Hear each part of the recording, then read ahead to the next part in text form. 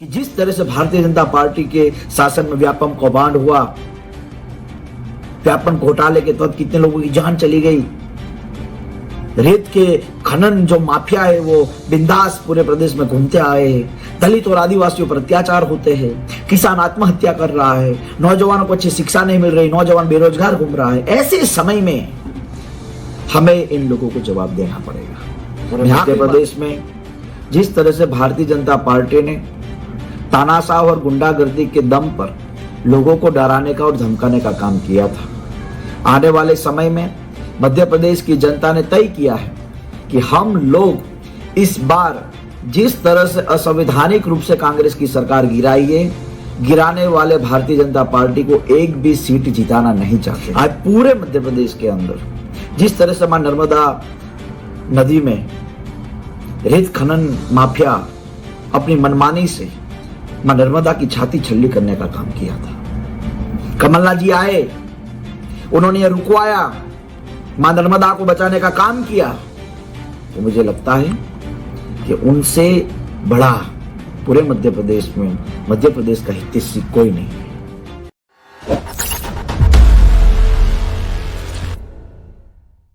जय हिंद दोस्तों, मध्य प्रदेश के उपचुनाव बहुत ही महत्वपूर्ण बन चुके हैं।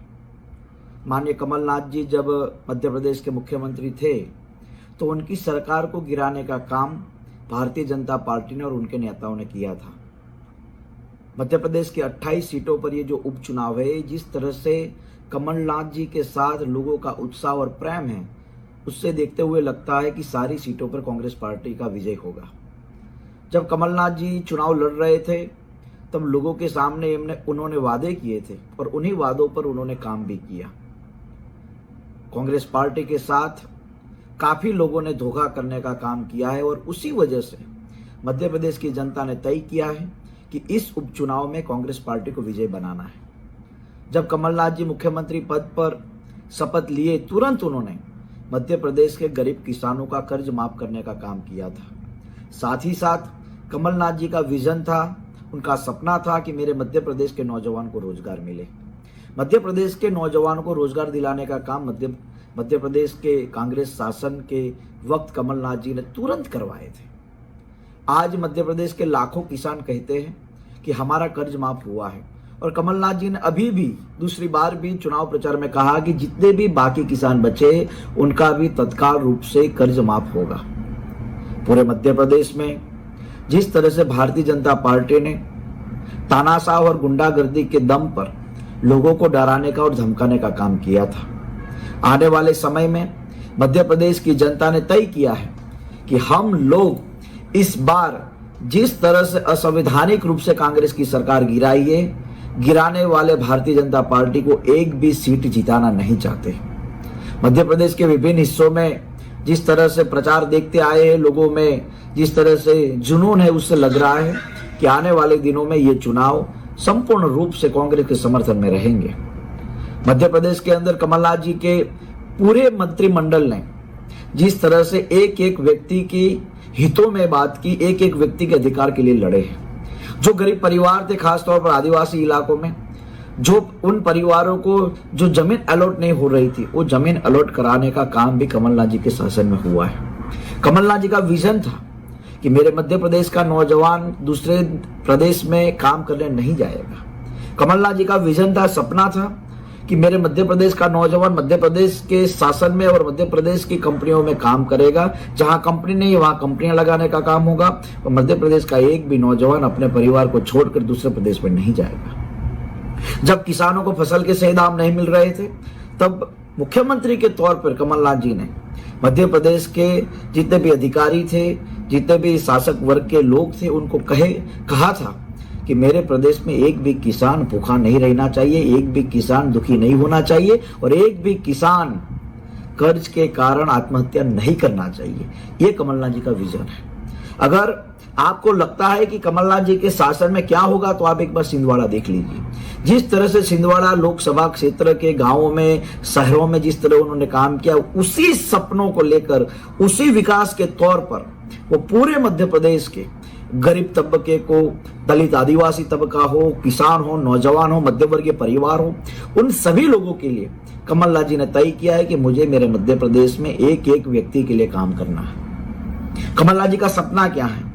मैंने उनके साथ काम किया है 2018 के विधानसभा के चुनाव में। उनकी बातों में सिर्फ और सिर्फ मध्य प्रदेश के उन परिवारों की बात होती है जो परिवार कहीं ना कहीं सरकार से अपेक्षाएं रखता है।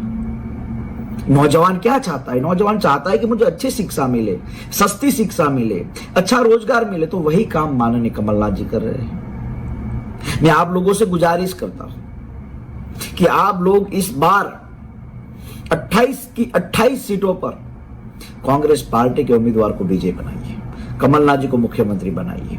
कमलनाथ जी के शासन में मध्य प्रदेश का पुनः नवनिर्माण होगा, मुझे भरोसा है। आज पूरे मध्य प्रदेश के अंदर जिस तरह से मां नर्मदा नदी में रेत खनन माफिया अपनी मनमानी से मां नर्मदा की छाती छल्ली करने का काम किया था, कमलनाथ जी आए, उन्होंने रुकवाया, मां नर्मदा को बचाने का काम किया। तो मुझे लगता है कि उनसे बड़ा पूरे मध्य प्रदेश में मध्य प्रदेश का हितैषी कोई नहीं है। भारतीय जनता पार्टी क्या कर रही है? सिर्फ और सिर्फ लोगों को डराने का काम। मैं आप लोगों को से पूछना चाहता हूं कि नरेंद्र मोदी जी ने कहा था कि हम हर साल 2 करोड़ रोजगार देंगे, क्या आपको रोजगार मिला है? मैं आपसे पूछना चाहता हूं, नरेंद्र मोदी ने 20,000 करोड़ रुपए की आत्मनिर्भर योजना जो लॉकडाउन और कोरोना के वक्त लागू की थी, क्या उसमें से एक भी रुपया आपको मिला है? मैंने कई नौजवानों किसानों के वीडियो देखे मध्य प्रदेश में, उन्होंने कहा कि हाँ, कमलनाथ जी के शासन में हमारा कर्ज माफ भी हुआ है और हमारे बेटे को कहीं ना कहीं रोजगार भी मिल रहा है। गुंडागर्दी खत्म हो रही है मध्य प्रदेश से, वो सिर्फ और सिर्फ कांग्रेस के शासन में, कमलनाथ जी के शासन में। जो आदमी गद्दारी करता है वो जनता के साथ कैसे वफादारी से काम कर सकेगा? 15 साल के बाद मध्य प्रदेश की जनता ने कांग्रेस को शासन दिया था। 15 साल के बाद मध्य प्रदेश की जनता ने बीजेपी से छुटकारा पाके कांग्रेस का दामन थामा था।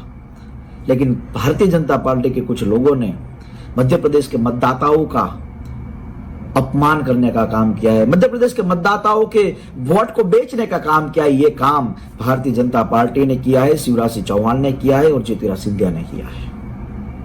मैं तो हाथ जोड़कर आप लोगों को विनती करता हूं, हम लोग भारतीय जनता पार्टी के शासन में रहते, हमें मालूम है किस तरह से उनकी गुंडागर्दी है। मुझे मध्य प्रदेश में चुनाव के लिए आना है, लेकिन मुझे जानबूझकर नहीं आने दे रहे, मुझे हाईकोर्ट से परमिशन नहीं दे रहे। आपको नहीं मालूम होगा कि मुझे गुजरात बाहर जाने पर बैन किया हुआ है। मैं इस वीडियो के माध्यम से पूरे मध्य प्रदेश के उन नौजवानों को, किसानों को, उन परिवारों से कहना चाहता हूं कि भारतीय जनता पार्टी के तानाशाही शासन के खिलाफ अब वोट कीजिए, कांग्रेस के सभी उम्मीदवार को जिताइए और फिर से कमलनाथ जी को मुख्यमंत्री बनाइए।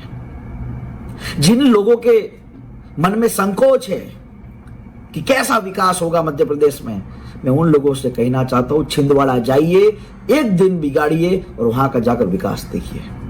विकास का मतलब होता है हर एक परिवार का विकास।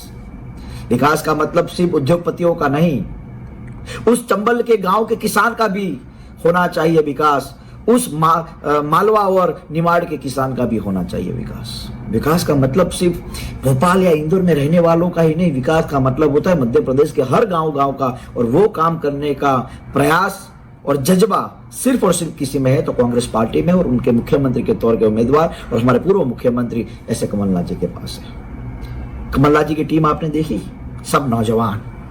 वो चाहते हैं कि मध्य प्रदेश का नवनिर्माण अगर कोई कर सकता है तो सिर्फ नौजवान कर सकता है। और इसीलिए कमलनाथ जी की टीम में, कमलनाथ जी के मंत्रिमंडल में कौन थे? तो कि नौजवान थे। तो मैं आप लोगों से हाथ जोड़ के विनती करता हूं कि जिस तरह से भारतीय जनता पार्टी के शासन में व्यापम कौभांड हुआ, व्यापम घोटाले के तहत कितने लोगों की जान चली गई, रेत के खनन जो माफिया है वो बिंदास पूरे प्रदेश में घूमते आए हैं, दलित और आदिवासियों पर अत्याचार होते हैं, किसान आत्महत्या कर रहा है, नौजवानों को अच्छी शिक्षा नहीं मिल रही, नौजवान बेरोजगार घूम रहा है, ऐसे समय में हमें इन लोगों को जवाब देना पड़ेगा। मैं आखिरी बात ये कहूंगा कि भगवान श्री राम जी सिर्फ और सिर्फ रावण का वध नहीं करते। भगवान श्री राम जी अपनी रामायण में दिखाते हैं कि मैं सिर्फ कट्टर नहीं हूं अधर्मियों का, में मानवता का प्रेमी भी हूं और इसीलिए उन्हें आदिवासी परिवार की बेटी सबरी के वहां जाकर जूठे बैर खाए थे। तो ये कांग्रेस पार्टी मानवता में मानती है, भाईचारे में मानती है, हिंदू मुस्लिम सिख ईसाई आपस में हम सब भाई भाई। मध्य प्रदेश में भारतीय जनता पार्टी लोगों को गुमराह करेगी, वोट बांटने का काम करेगी, लोगों को डराएगी, धमकाएगी, लेकिन मध्य प्रदेश की एक एक जनता, 28 सीटों पर उपचुनाव है, वहां की एक एक जनता ये तय कर ले कि इस बार भारतीय जनता पार्टी को फिर से हम यहां से उखाड़ कर फेंकेंगे और कांग्रेस का शासन बनाएंगे। मैं हार्दिक पटेल गुजरात से आप लोगों को विनती करता कि कांग्रेस पार्टी को वोट दीजिए, कमलनाथ जी को फिर से मुख्यमंत्री बनाइए और मध्य प्रदेश के नए नवनिर्माण के भागीदारी में लग जाइए। जय हिंद, जय भारत। अगर आपको हमारे वीडियोस पसंद आए तो प्लीज लाइक करें, सब्सक्राइब करें और शेयर करें।